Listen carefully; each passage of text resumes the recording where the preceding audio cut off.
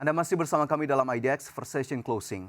Pemirsa, media sosial diramaikan oleh unggahan sejumlah warganet yang menyebut bahwa THR yang mereka terima telah berkurang karena dipotong pajak.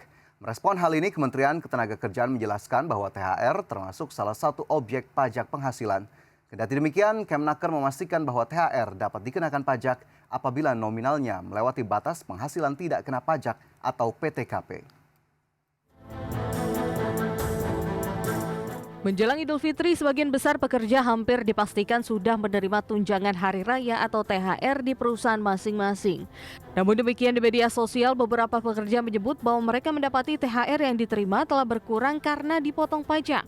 Hal itu pun memicu respon dari sejumlah pengguna media sosial lainnya yang turut mempertanyakan apakah saat ini THR turut dipotong pajak.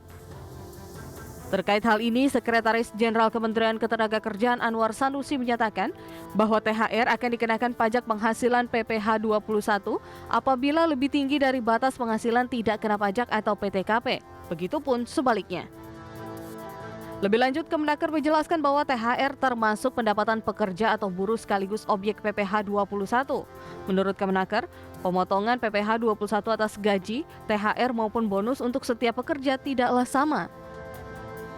Selain tergantung besaran objek pajak yang dikenakan, pemotongan PPh 21 juga dipengaruhi kepemilikan nomor pokok wajib pajak.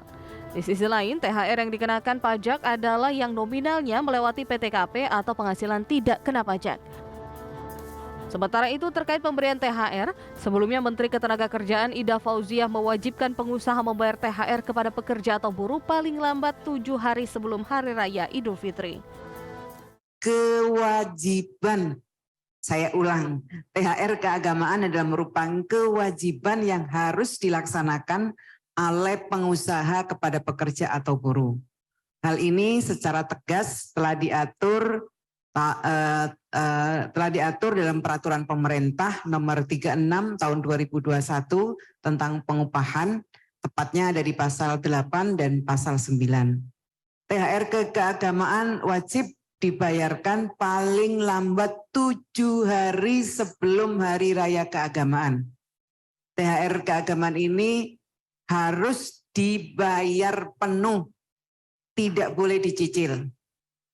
Saya ulang ya, ada banyak yang saya ulang nih. THR keagamaan ini harus dibayar penuh, tidak boleh dicicil. Saya minta perusahaan agar taat terhadap ketentuan ini. Kementerian Ketenagakerjaan menyebut peraturan terkait pemberian THR tertuang dalam surat edaran tentang pelaksanaan pemberian THR keagamaan tahun 2023 bagi pekerja atau buruh. Tim Liputan IDX Channel.